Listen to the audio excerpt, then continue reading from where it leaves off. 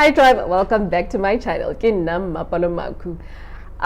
So today's topic is lessons I learned from my parents about money. And before we get into this video, I want to do a disclaimer.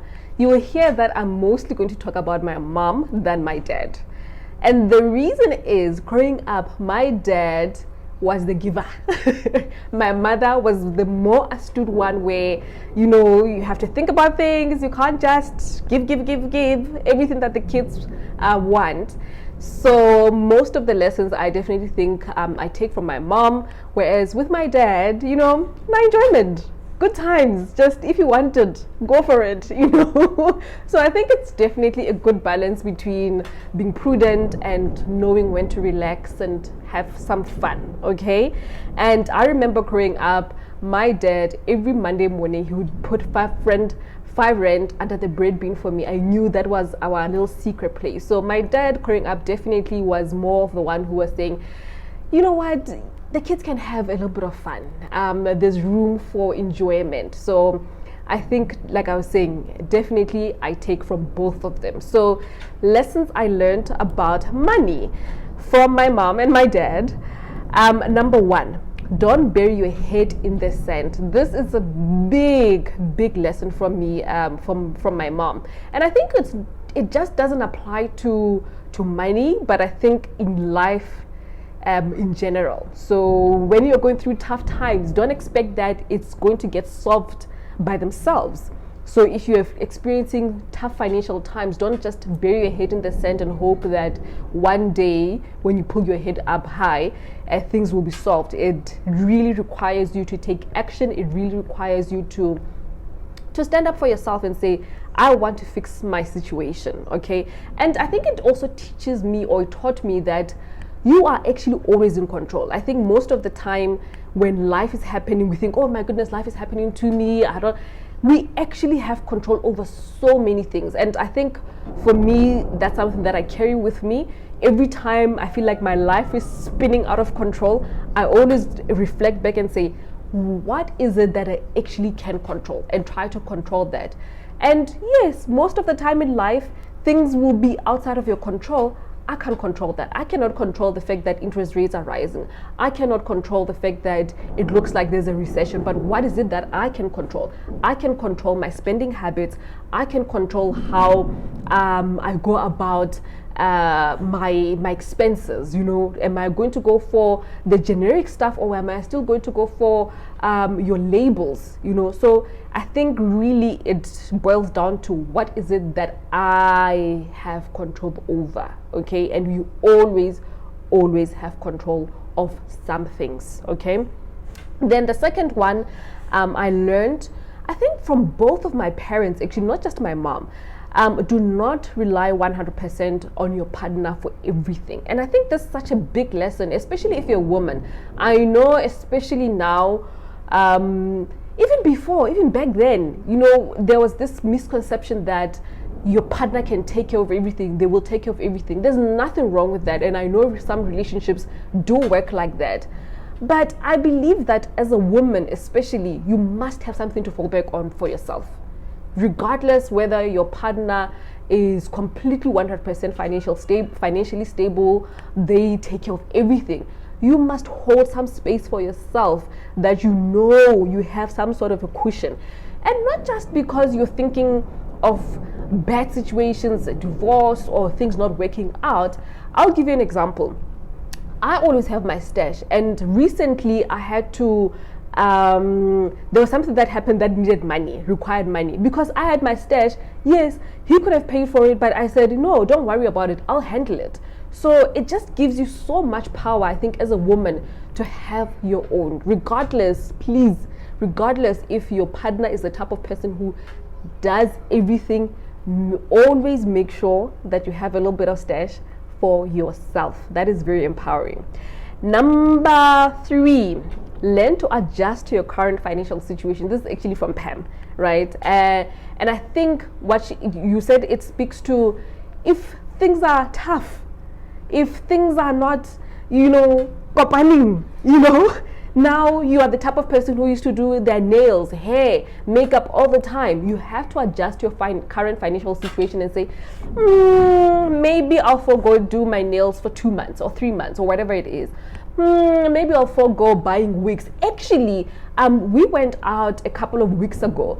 One of the tribe members came to me and said, you know what, Mapalo, because I've been watching you and watching how you say one must be honest with their finances, with themselves and their money.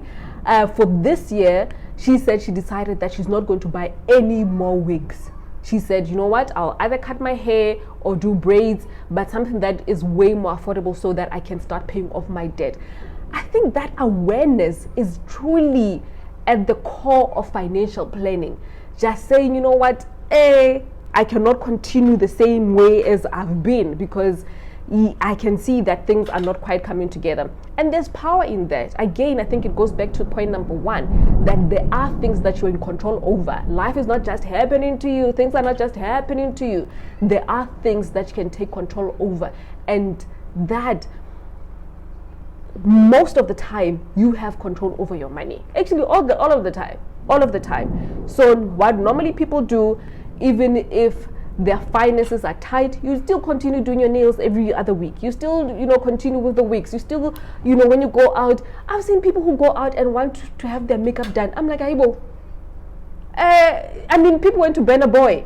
People were getting face beads. I'm like, you're probably going to dance and sweat it out. You are going with your friends, but just adjusting and realizing where you are financially in that season. And again, I think I've said this all the time on this channel. You must acknowledge the season that you are in. Do not deny yourself that, okay, things are a bit uncomfortable right now. How do I adjust to that? We want to continue the same way because, what will Pam say now that I don't do my nails? I don't care. I don't care. She doesn't do her nails anymore. No. Actually, people are not even thinking about you. Half the time, people are actually not thinking about you because they are going through things themselves. So stick to yourself. Work on yourself. All right. Then it's a fourth thing now. I didn't number them. The fourth thing I learned from my parents about money is that you need to budget. Right, and I think our parents were really, really big on this. I know my mother, there was some hailstorm that ruined the ceilings at some point, and we all had to pitch in to fix the ceiling at home. But my mother remembers specifically, very clearly, we're about to finish the roof, and she was like, no, I want to do this and this and this. And we're like, no, how much is it? And she's like, no, don't worry about that. I have money that I was saving, that I had budgeted for, any unforeseen stuff. And she was able to carry herself. And I think it's such an important lesson when you ask for help that you yourself have something to offer as well. There's nothing that annoys me. There's nothing that annoys me more than someone who comes to me and says, oh, this thing is 10,000. Can you give me 10,000? I'm just like, ha! Like, where is your own effort in this? If I'm going to go to my siblings, let's say there's something that I want to buy or something, like an asset that I want to get, I don't just go there, oh no, this thing is 200,000. I say, okay, I have 150K now. Can you give me 50? And in 2 months' time, I would have paid you back. What kind of a person? Just give me everything. No. So for me, that whole thing of budgeting and having money saved aside is very important. I think it leads me nicely to the fifth one. It's the fifth one, Pam. Who's the fifth one? Is save money and plan for expenses. And I think our parents, again, they were so big on this. I think especially my mom. My mother is a saver, guys. If my mother says she doesn't have money, she's lying. She just doesn't have money for you. But she always has money. Even with my siblings, especially my sisters, every time when they say I don't have money, it's not because they flat out, there's nothing in their bank account. Never. I can tell you that right now. So just always having some sort of a cushion, saving money for the things that you want. And I remember also growing up, my mom, for Christmas clothes and our shoes for the new year in terms of school, she would always lay by. I know by June my mother has laid by it for our Christmas clothes. I know by June my mother has laid by it for our school shoes. And I think it speaks also to the instant gratification now that our generation is used to. We all know that Christmas is coming. we're not thinking about laybys. We're not even last minute. Oh, okay, no, let me buy Christmas clothes. And perhaps you didn't even save money for it. You didn't plan for it, but because you have your credit card, it's easily accessible. You can just swipe plastic money that you owe. It's easier to do that, and it's such a different concept to us to lay-by. I mean, have you ever done a lay-by? I also haven't done a lay-by because I'm lying. I actually did lay-by for some pots a while ago. Yeah. I'm such a mother. I'm such a because I remember they were in the thousands and thousands, and I was like, but then they gave me the option to lay-by. I was like, oh, okay, no, it's fine. I was helping out a friend meet their target anyway, so I lay-by some pots. And a lay-by, for those of you who do not know, is, let's say you want to buy this, let's say it's a watch, okay, let's say it's a watch, and it costs 5k, and you don't have 5,000 right now. You go to the store and you say, I want to lay-by this, I want to buy it, and they give you in 5 installments. So you pay every single month. At the end of the 5th month, you go get your watch, right? And you haven't paid interest, you haven't paid any funny fees on top of that. So it speaks to delayed gratification, which we are not very good at lately. So I think, for me, it's a very important lesson from my mom that, you know what, for the things that you want to buy. And I remember even just around the house, my parents buying a TV. I remember at some point when I would go to my friends' houses, they would have like these big TVs. Remember the ones that had like a whole thing at the back? When like big screen TVs were coming through. My parents, I think, waited a year or almost 2 years. All of my friends' houses had the big bazooka TV, and we were still on the old one. But it really taught me that for the things that you want, you have to be patient, you have to delay gratification, you have to save money for those things and not just take them on credit. Okay, then I think this one speaks very nicely also to the last one about saving money. Learn to be patient. Yes, again, my son going wild. I'm a mom, I will continue, I'm used to this. Learn to be patient. If you want something, save for it. If you want to go on holiday and the numbers are not coming together. I wanted to go to Bali now in December, and I was adding the numbers, I was adding the flights, because flights are so much more expensive than they were a couple of months ago. And I was like, you know what, we'll do a staycation, right? It's really just allowing yourself, adjusting. Hi, Bo. So let me turn up. It's like, no, we're about to turn it up. So it's really about adjusting and looking at your situation and saying, what is the most practical thing that I can still enjoy myself, but I'm not going to get myself into debt. Okay? And I think going on holiday on debt is the stupidest thing. Now you have had fun and you come back and wapona. You're just sad. Now you remember all the drinks that you had. Now you remember but now you're just sad because you have to pay back the money. All right? Then I think it's the 7th one. Yes, 7th one. Have your own goals and go after them. And I think this translates very well into money, because I'll give you an example. My mom, she's one of the most fierce people I know, and whatever she wants to go after, she goes after without any reservation, without, oh, what will someone say? She just goes after it, and she achieves most of the things that she wants in life. And I'm so proud of her. Even my dad, because my dad is such a good supporter, gives good advice also. Have your own goals. I think especially as women, when you are married, when you have kids, you tend to lose yourself into those roles. And I think it's very important to have goals that are for you as a person. If you want to finish your studies, go finish them. It will be hard, you have kids and all of that, but just do it. Because I think those things really impact on how your kids see you and how they see themselves and what they think is possible for themselves. So please go after your goals. Even if it looks impossible, go. And I think it's very important also to have things that are sacred to you. If you had goals to travel 30 countries, make a plan to work around that. You have kids, leave them with your parents. Leave them. You don't have to take your kids everywhere. I'm that type of mom, guys. I do not have to take my kids everywhere. A holiday, I'll go out twice on holiday with them here and abroad. But more than that, let them stay, man.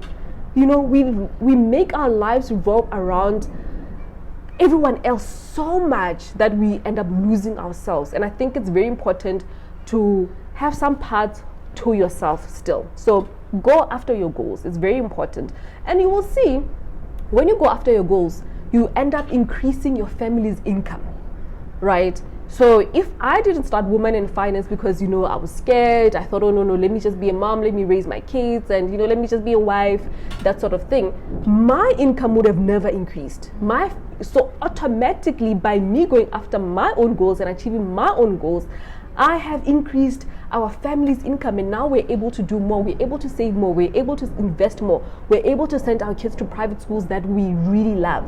We're able to do more things for ourselves and for our family. So go after those things, girls.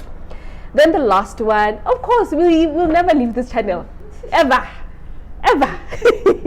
without saying, do reward yourself.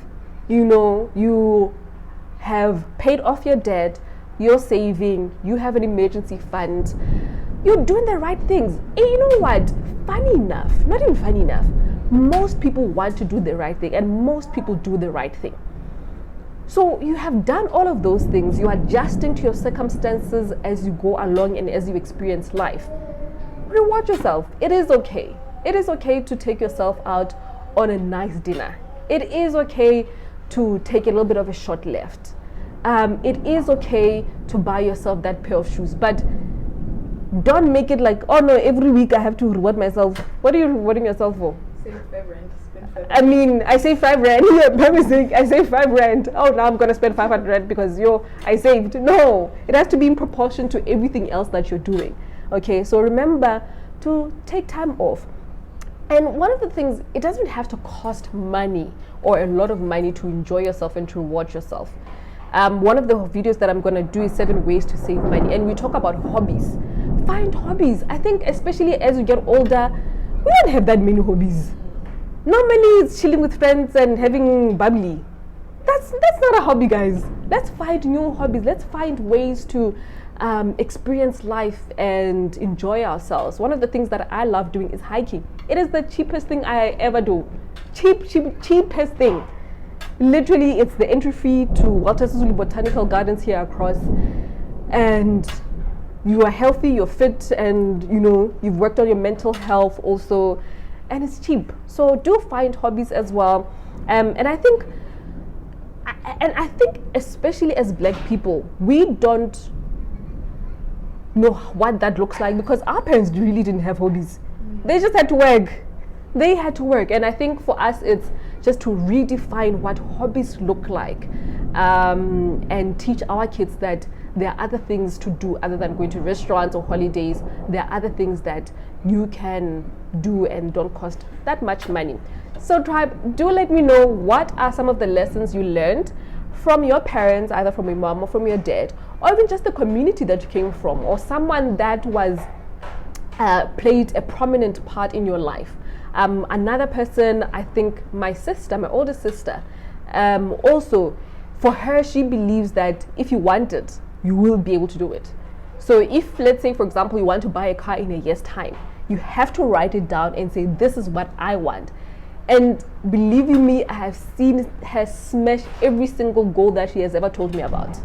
So what are some of those lessons? Because they do impact how we see money, how we view money, and how we use money well into adulthood. Whether it was a negative thing, things that you learned, that's okay too, and you can try to unlearn those things. So do let me know in the comment section, and I always look forward to interacting with you there in the comment section. And thank you so much for watching. Remember to like, subscribe, and do the thing and share this video. Cheers for now.